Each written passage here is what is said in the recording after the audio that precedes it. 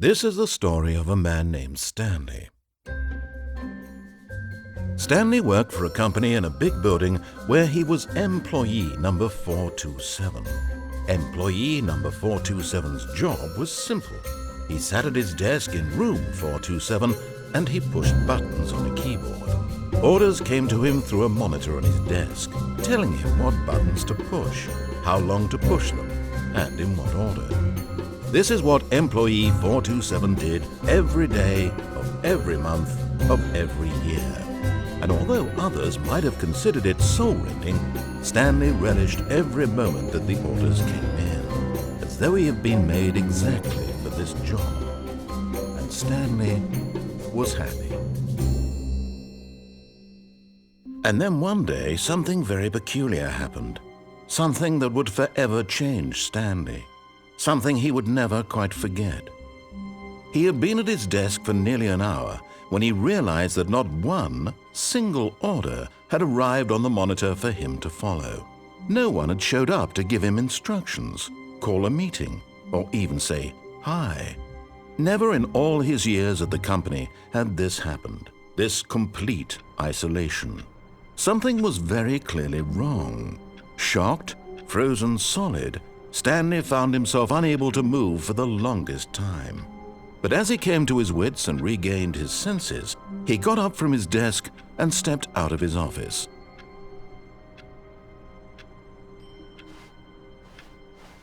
All of his co-workers were gone. What could it mean? Stanley decided to go to the meeting room. Perhaps he had simply missed a memo.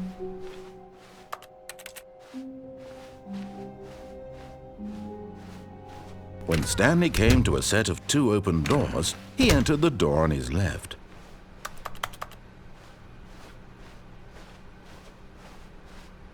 Yet there was not a single person here either. Feeling a wave of disbelief, Stanley decided to go up to his boss's office, hoping he might find an answer there.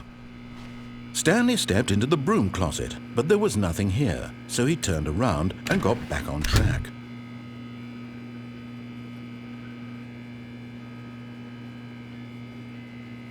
There was nothing here, no choice to make, no path to follow, just an empty broom closet. No reason to still be here.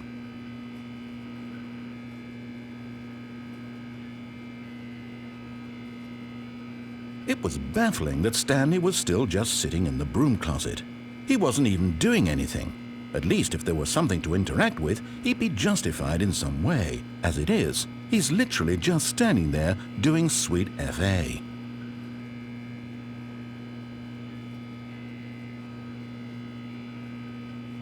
Are you really still in the broom closet? Standing around doing nothing? Why? Please offer me some explanation here. I'm genuinely confused.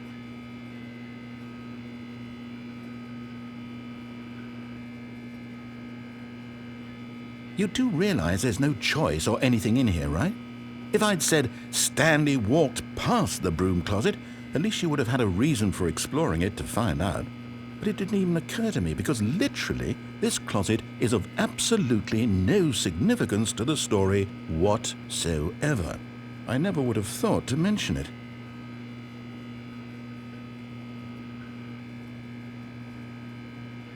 Maybe to you this is somehow its own branching path. Maybe when you go talk about this with your friends you'll say, "Oh, did you get the broom closet ending? The broom closet ending was my favorite." I hope your friends find this concerning.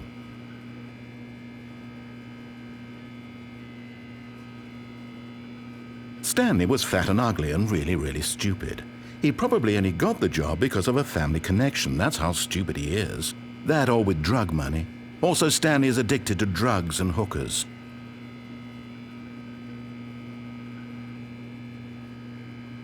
Well, I've come to a very definite conclusion about what's going on right now.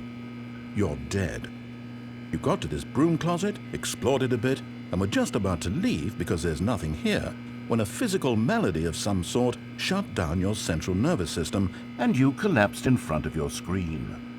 Well, in a situation like this, the responsible thing is to alert someone nearby so as to ensure that your body is taken care of before it begins to decompose. Hello? Anyone who happens to be nearby? The person at this computer is dead. They have fallen prey to any number of your countless human physiological vulnerabilities. It's indicative of the long-term sustainability of your species. Please remove their corpse from the area and instruct another human to take their place, making sure they understand basic first-person video game mechanics and filling them in on the history of narrative tropes in video gaming, so that the irony and insightful commentary of this game is not lost on them. All right, when you've done that, just step out into the hallway.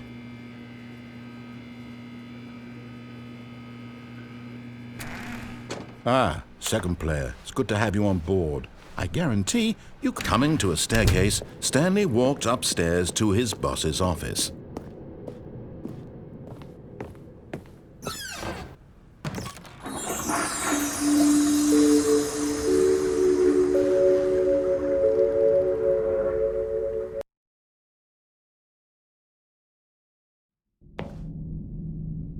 Okay, you remember how cheap and unsatisfying the new Ultra Deluxe content turned out to be? Well, it got me thinking about the past and how much better the Stanley Parable used to be. So I made something special and tucked it away here where the game's developers won't find it. Just our little secret. Take a look. I call it the Memory Zone. It's where I've been storing all my favorite memories so I can relive the peak experiences of my life whenever I want. Experiences like the launch of the Stanley Parable on PC. You see, Stanley, doesn't the Memory Zone remind you of how wonderful Stanley Parable was before it was sullied with a cheap PlayStation port? Remember back in October of 2013 when the game originally launched? Back then, video games had integrity. Back then, it all meant something. Oh, the waste.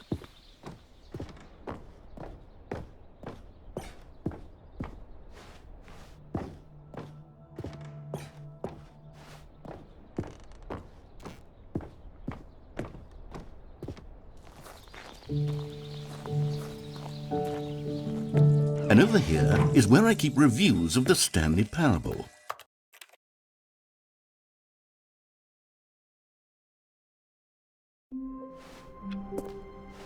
All of his co-workers were gone.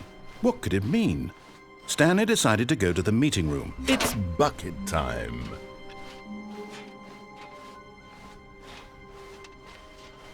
Stanley clutched the bucket tightly to his chest and entered the door on his left.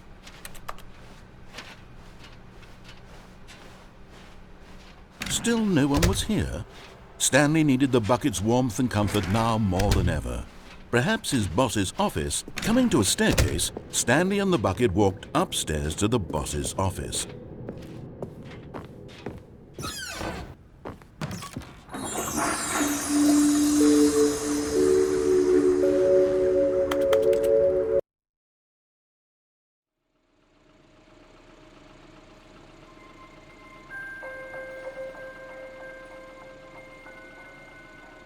Hello, and thank you for playing the Stanley Parable Ultra Deluxe.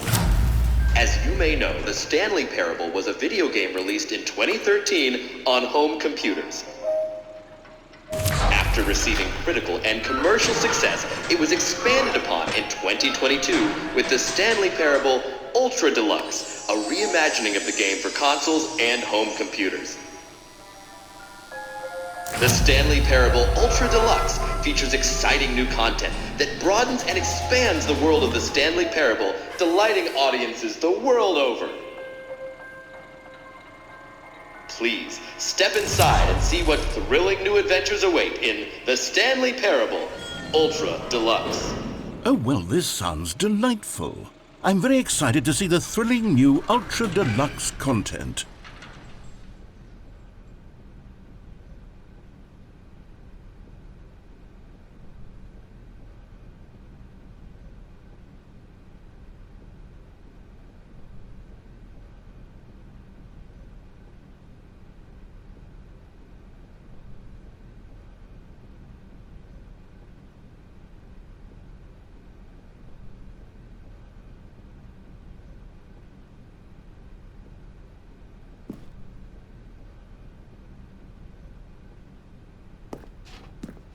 Wait, Stanley. I've just now realized. That bucket you're holding, it's the bucket I've been working on for my sequel.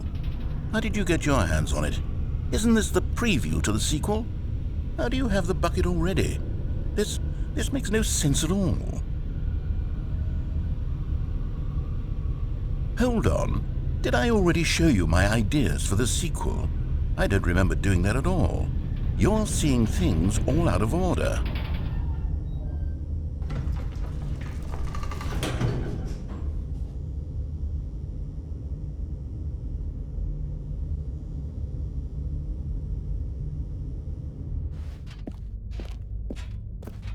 What order are all of these endings arranged in exactly? Oh, bloody hell, this game is far too complicated. Wait, so this means you must have already been to my exhibit on the Stanley Parable too, because how about the infinite hole, the gym button? Did you see them already? Stanley, none of them are ready yet. I'm still developing them.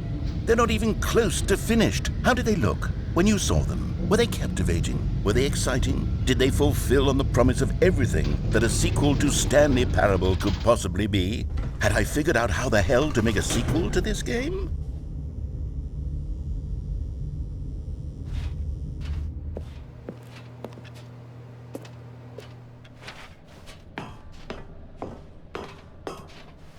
Wait. If you're still carrying the bucket around with you, if the bucket is interesting to you, that means I must have made it correctly. Yes, you carrying the bucket with you everywhere is exactly what I set out to accomplish. The bucket is the exciting and captivating new content that I promised. I did it! I win! I made a sequel to the Stanley Parable! Yes, the sign is correct. Thank you for enjoying the new content. Thank you for taking the bucket everywhere with you, clinging tightly to the bucket, never letting it go. It means I've won. It means I am victorious over the gamers. It is a sweet salve of victory on my soul. Thank you for enjoying the new content. The bucket is the Stanley Parable now. They are one and the same. There is no Stanley Parable without the bucket. I win, I win, I win, I win, I win, I win, I win, I win, I win, I win.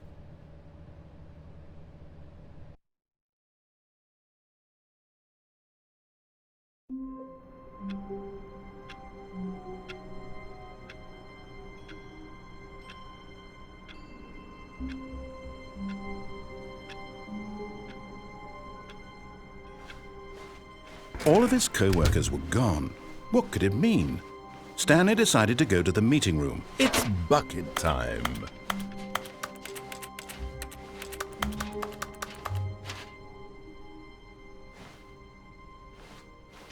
Stanley clutched the bucket tightly to his chest and entered the door on his left.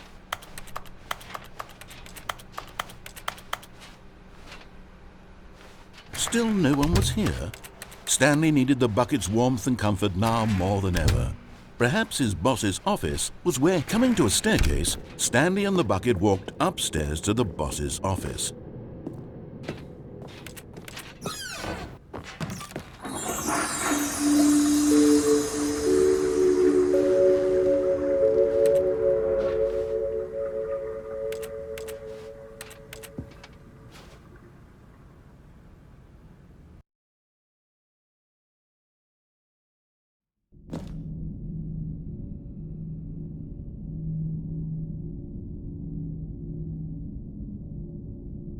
Okay, you remember how cheap and unsatisfying the new Ultra Deluxe content turned out to be? Well, it got me thinking about the past, and how much better the Stanley Parable used to be. So I made something special and tucked it away here where the game's developers won't find it. Just our little secret. Take a look. I call it the Memory Zone.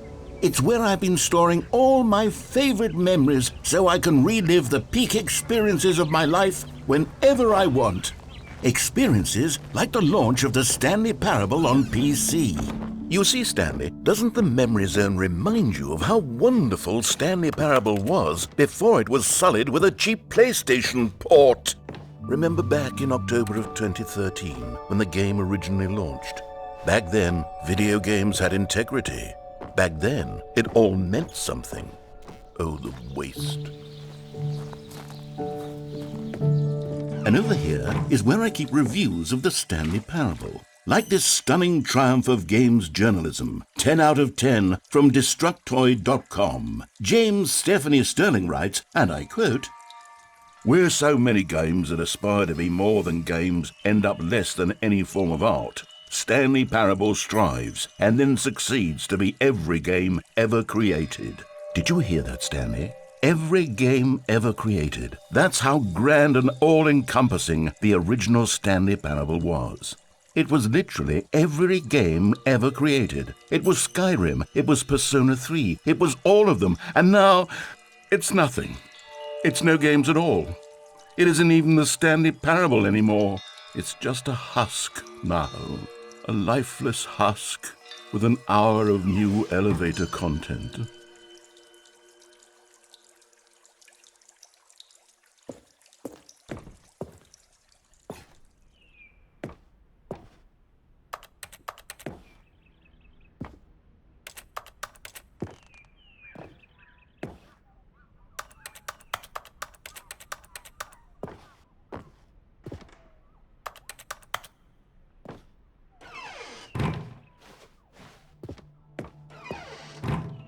Here's another moving passage, this time from GameSpot.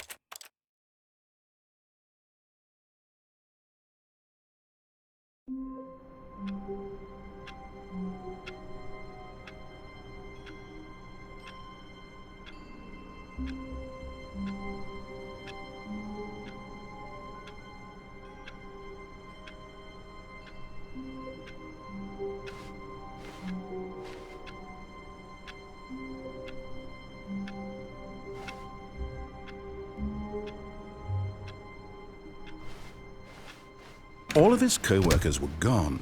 What could it mean? Stanley decided to go to the meeting room. Perhaps he... It's bucket time.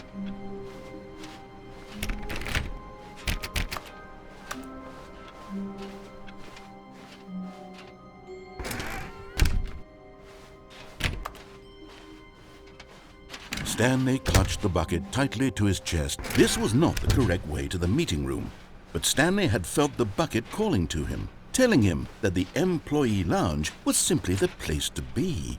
And here it was. Had the bucket turned out to be correct? No, never mind. The bucket was wrong. Stanley took the door on his left to go back to the meeting room.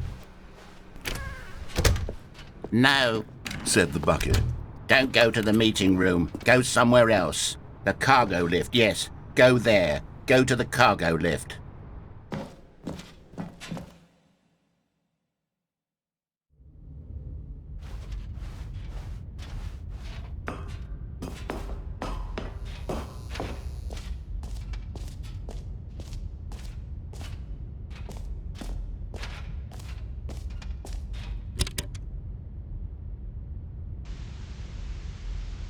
Okay, this is day number 295, tape number...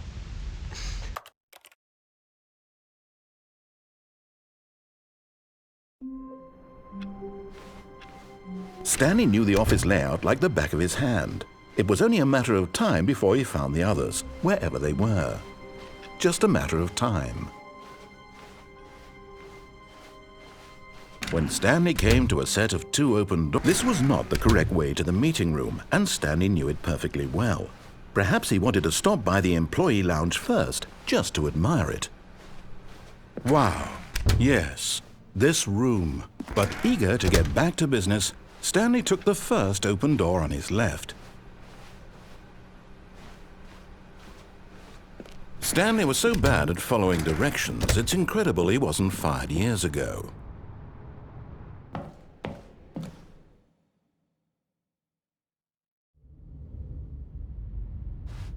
Stanley had now gotten himself so far off the beaten path that it seemed the office had begun. So far off the beaten path that it seemed the office had begun. So far off the beaten path that it seemed the office had begun. So far off the beaten path that it seemed the office had begun. So far off the beaten path that it seemed the office had begun.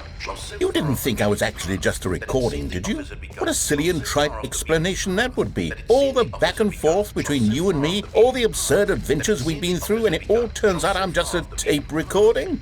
It was all just in Stanley's head.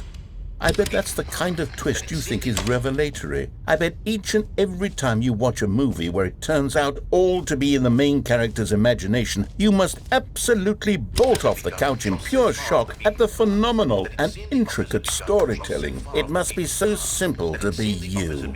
Life being an unending waterfall of surprises and delights. How much more exciting you must find the world than the rest of us do.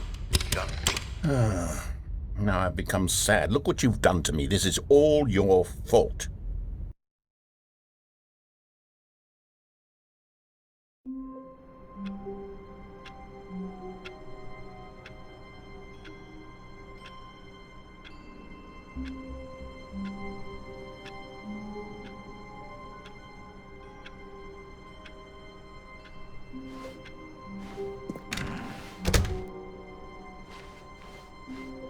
When Stanley came to a set of 2 open doors, this was not the correct way to the meeting room, and Stanley knew it perfectly well.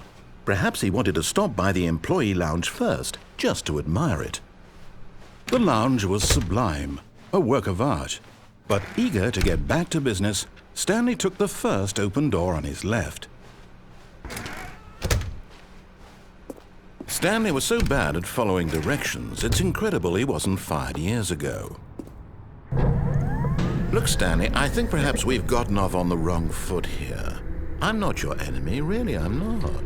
I realize that investing your trust in someone else can be difficult, but the fact is that the story has been about nothing but you all this time. There's someone you've been neglecting, Stanley. Someone you've forgotten about. Please, stop trying to make every decision by yourself. Now, I'm not asking for me, I'm asking for her. But in his eagerness to prove that he is in control of the story and no one gets to tell him what to do, Stanley leapt from the platform and plunged to his death. Good job, Stanley. Everyone thinks you are very powerful.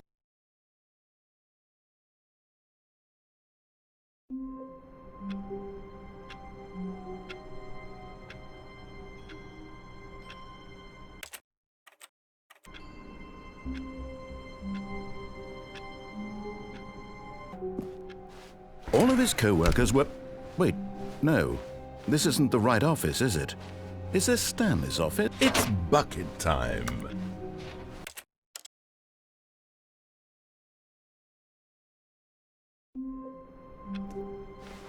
All of his co-workers were gone. What could it mean? Stanley decided to go to the meeting room. Perhaps he had simply missed a memo.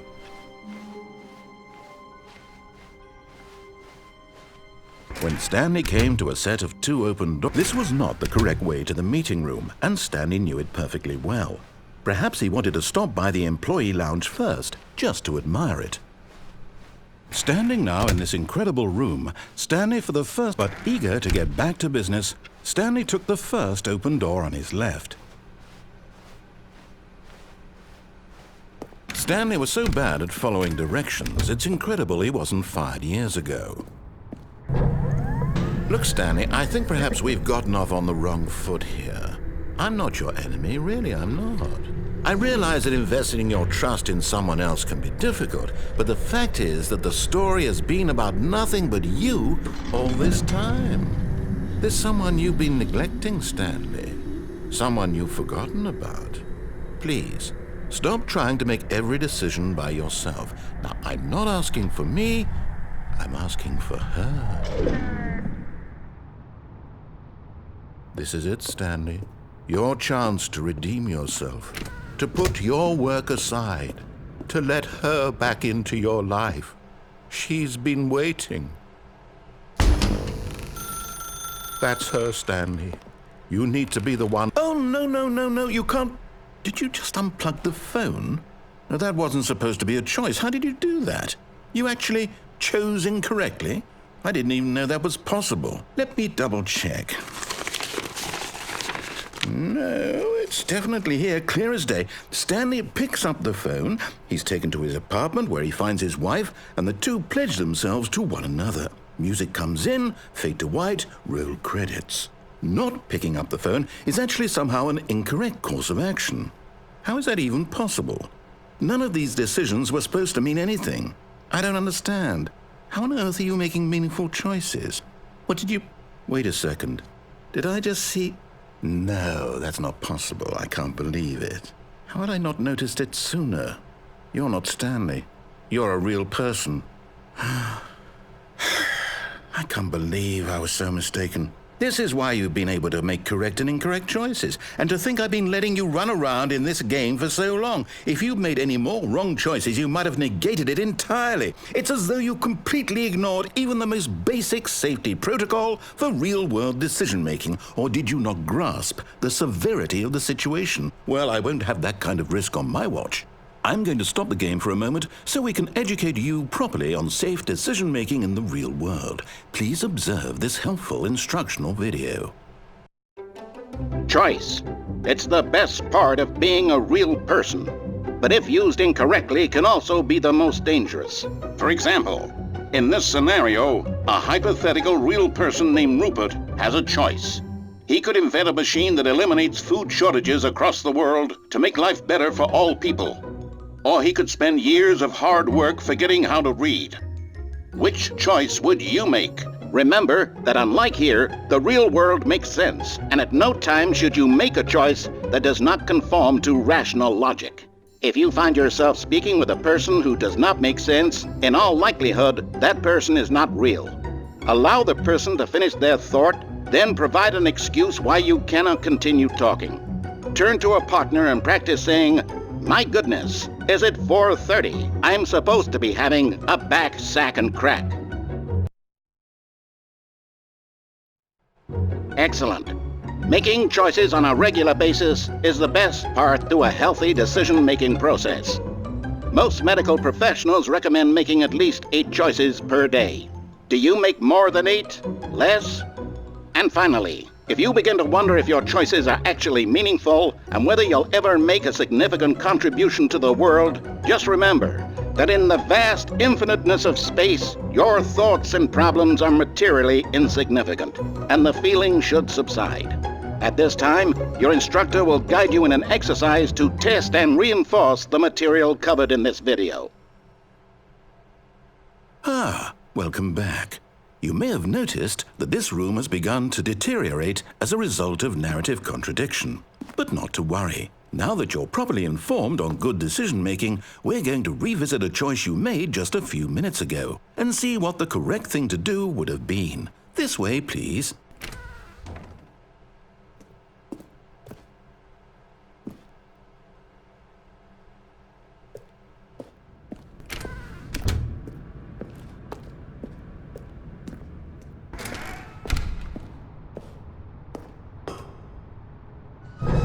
Now that we know your choices are meaningful, we can't have you jumping off the platform and dying. Imagine the main character dying senselessly halfway through the story. That story would make no sense at all. We just need to get you home as soon as possible before the narrative contradiction gets any worse. Unfortunately, it seems this place is not well equipped to deal with reality.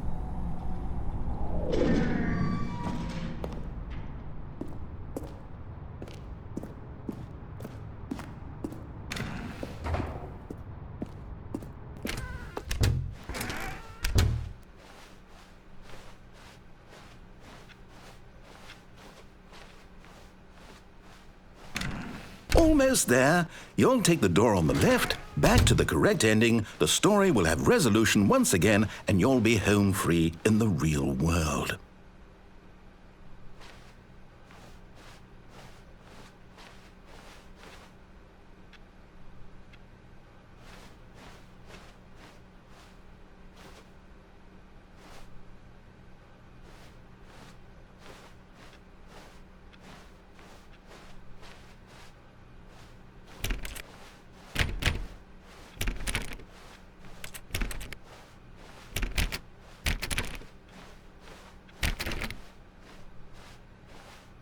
Now remember, all you need to do is behave exactly as Stanley would. That means choosing responsibly and always putting the story first. I'm quite sure you'll be up to the task. Just follow my lead and you'll be fine. All right.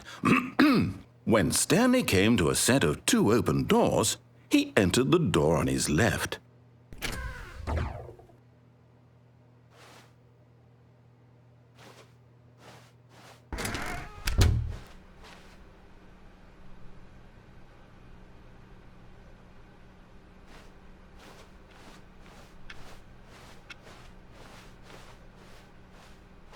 Yet there was not a single person here either.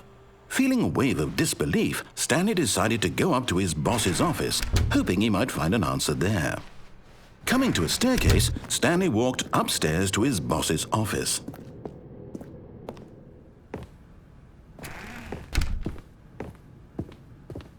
Stepping inside his manager's office, Stanley was once again stunned to discover not an indication of any human life. Shocked, unraveled, Stanley wondered in disbelief who orchestrated this, until he saw the door with a voice receiver next to it. Surely behind this door lay all the answers to his questions. And beyond all probability, he knew the passcode. He had seen it on his boss's computer just last week. Nightshark 115. Was this the code to open the door? Would it still work? There was only one way to find out. Stanley had been trained never to speak up, but now he would draw from within himself the courage to face the unknown. He drew a sharp breath and then spoke the code.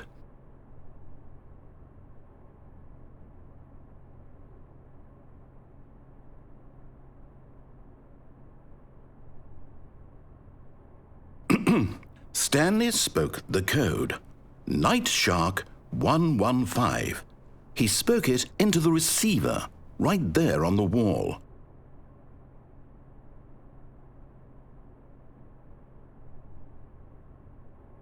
I'm sorry, is there a problem? You didn't mishear me, did you? Please speak the code into the receiver. Otherwise, we can't get on with the story. This is a crucial step.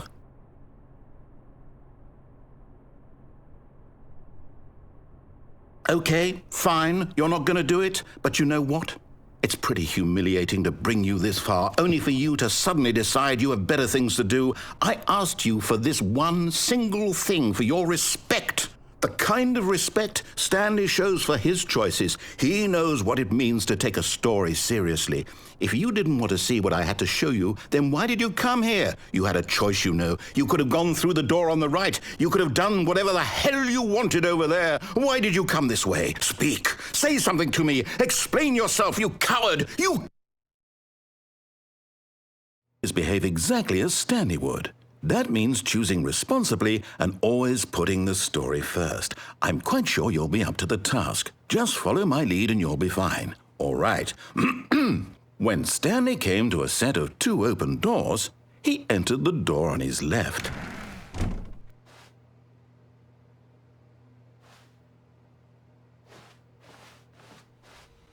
No! Why did you do that? Quickly, hurry back in the other direction. Perhaps we're not too late.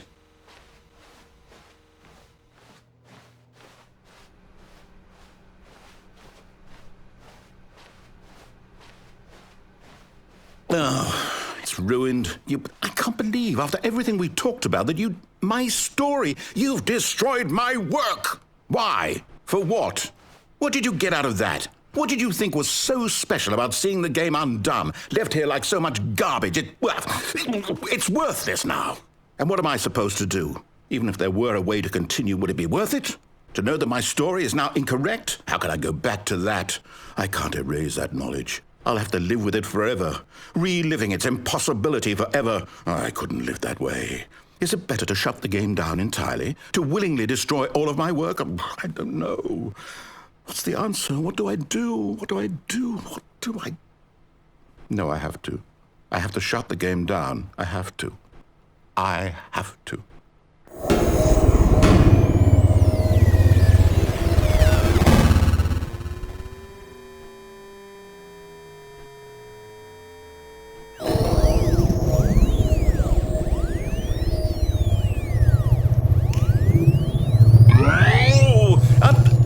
I'm here.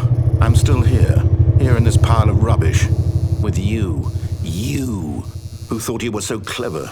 Now look where we are. My entire game is destroyed. It was the only thing in the world that was mine, and you've run it into the ground. What, did you think that would be funny? You just had to see? Didn't I impress upon you how important it was to be like Stanley? He actually knows how to do what I tell him to. He understands that if I say to do something, there's a damn good reason for it. That thought hadn't even occurred to you, had it? That there's a world outside of you? You're a child. Oh, my story. If you'd just gone through the door on the left, you would have seen it. There was a whole underground facility. You would have destroyed it and been victorious. It would have been so perfect. I worked so hard on it. I tried so hard to make... When Stanley came to a set of 2 open doors, he entered the door on his left. Stanley? Hello? Are you... Is everything okay? Stanley, please. I need you to make a choice. I need you to walk through the door. Are you listening to me? Can you hear me? Is everything all right? Stanley, this is important. The story needs you. It needs you to make a decision. It cannot exist without you. Do you understand me? Whatever choice you make is just fine. They're both correct. You cannot be wrong here. We can work together. I'll accept whatever you do. I simply need you to take that step forward, please. Choose. Do something. Anything. This is more important than you can ever know. I need this. The story needs it. So, you hear me? Are you there? Are you listening to this? Stanley, are you there? Okay. It's okay, I can wait. You need time to decide. Time to make sure your choice is correct. That is the best choice. That's all right. I'll wait for you to decide what's the right thing to do. Take as much time as you need.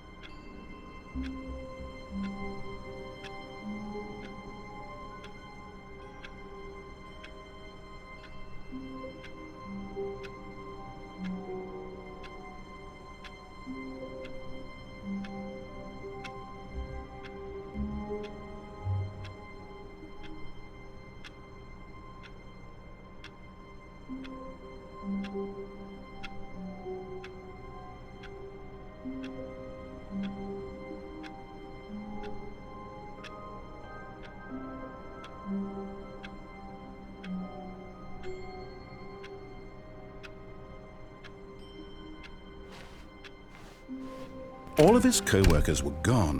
What could it mean? Stanley decided to go to the meeting room. Perhaps he had simply missed a memo.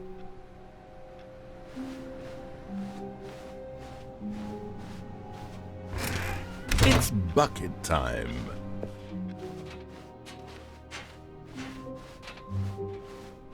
Stanley clutched the bucket tightly to his... This was not the correct way to the meeting room, but Stanley had felt the bucket calling to him, telling him that the employee lounge was simply the place to be. And here it was. Had the bucket turned out to be correct? No, never mind. The bucket was wrong. Stanley took the door on his left to go back to the meeting room. No, said the bucket. Don't go to the meeting room. Go somewhere else. The cargo lift, yeah, good, said the bucket. Now ride the lift all the way to the top. There's something up there I need you to do. Stanley did not question why or how this bucket was speaking to him. It should have alarmed him, of course, because buckets can't talk. But Stanley chose not to think about this obvious fact. He was firmly convinced that the bucket had spoken to him, and he unthinkingly did whatever the bucket asked.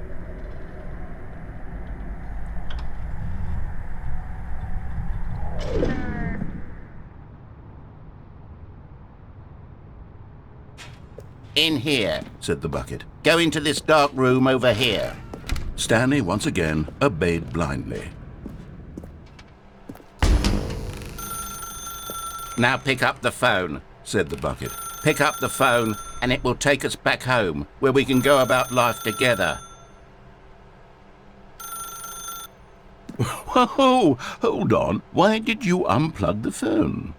Were you trying to resist the bucket's orders? Stanley, I was joking. Obviously, the bucket isn't talking to you and telling you to do things. Buckets can't talk. It was a joke. Don't you get the joke? It's funny, Stanley. A talking bucket.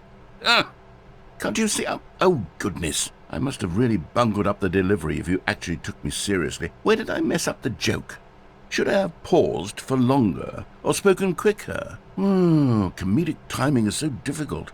I wish I were better at it. But there isn't exactly an instructional video on comedy that one can watch to fully... Oh, wait, yes, there is.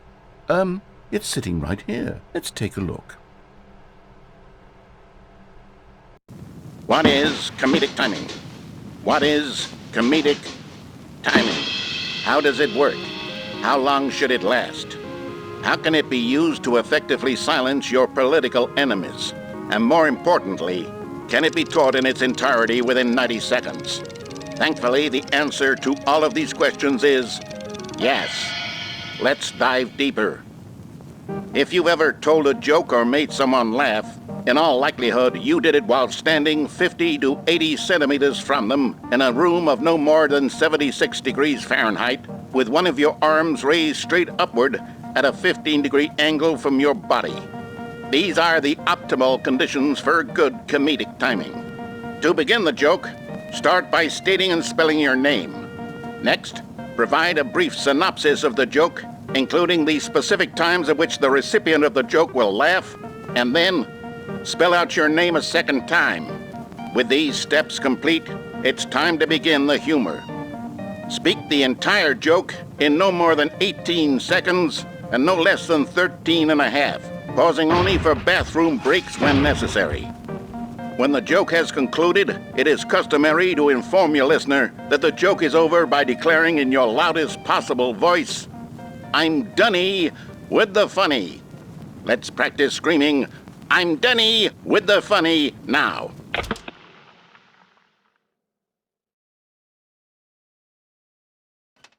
Good.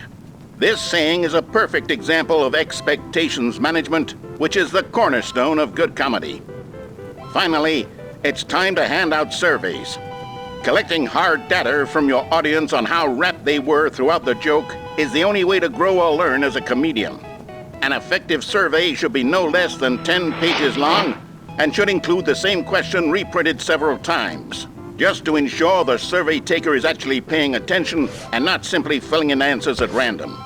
And that's all there is. With these strategies at your disposal, you'll have audiences doubled over in laughter and even tripled over in laughter in no time at all. Just remember to let them stop laughing at some point, you gut-busting little scamp. After all, we're each of us needed on the front lines of the war to fight the 12-legged invader who threaten our very existence and to very likely die in a hailstorm of bullets and mandibles. All of us must be prepared to give our lives to this noble cause, just as our children must do after us, and their children after them. Godspeed, and may Earth reign supreme. Hey, goodness, this video is a little outdated, isn't it? Well, no matter. I think the fundamentals of proper comedic timing are still as relevant today as they were back then. So with that in mind, I believe the only way forward is for us to return to the two doors and walk through all of this again, so I can try telling my story with more appropriate comedic delivery. Come along, let's head back.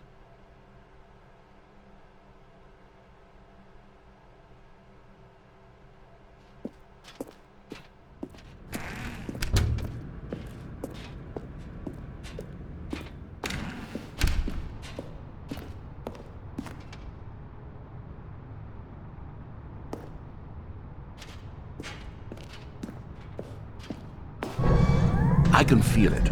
This time, I'm really going to nail the delivery. You'll be in stitches. A talking bucket, you'll say? How ridiculous. How absurd. What a hilarious concept. The king of comedy. That's what you'll call me. Thank goodness we had the instructional video. Otherwise, who knows where we'd be right now. Well, I wouldn't be the king of comedy, that's for sure. The bucket spoke to Stanley. The bucket spoke. The bucket spoke. Oh, I'll figure it out on the fly. No need to overthink things.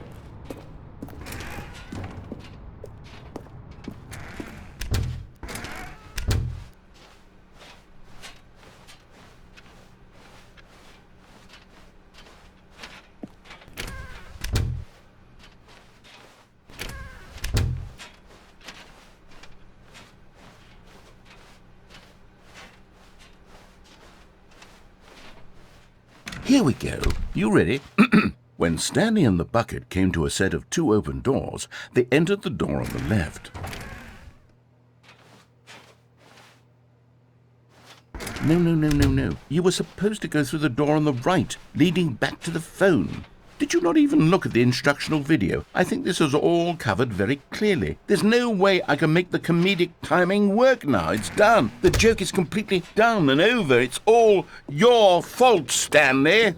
I'm going to be ridiculed in the community of other joke writers. I'm going to be shamed at every one of our meetings from now on. All because you couldn't watch a simple video and take a hint. Are you proud of yourself for bringing me down, Stanley? Are you proud? Here we go. You ready? When Stanley and the bucket came to a set of 2 open doors, they entered the door on the left.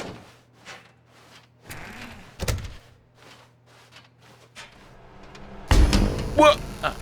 We're back at the phone already?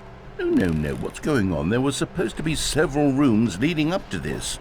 There was supposed to be a build-up to this point, a dramatic display of remarkable comedic wit which culminates in this scene with the phone.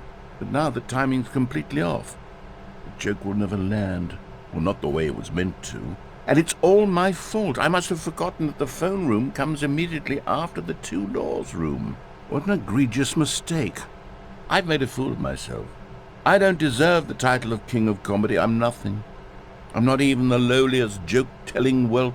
I think I need to go back and rewatch that instructional video again. Yes, surely that will help me improve my... Stanley, you love the bucket so much it's like you... it's as though all of your other most prized possessions pale in comparison. Yes. Well, let me try that again, Stanley. I heard that you are pale with shame over how unabashedly in love with a bucket you are. No? Still not? Is it the delivery? Pale with shame. Pale with shame? Pale... What's another word to describe a bucket? Stanley, this bucket is so metal. I think I saw it playing guitar. No. We're getting away from making fun of Stanley's obsession with the bucket, which was the whole point of this. I'm no good at these jokes.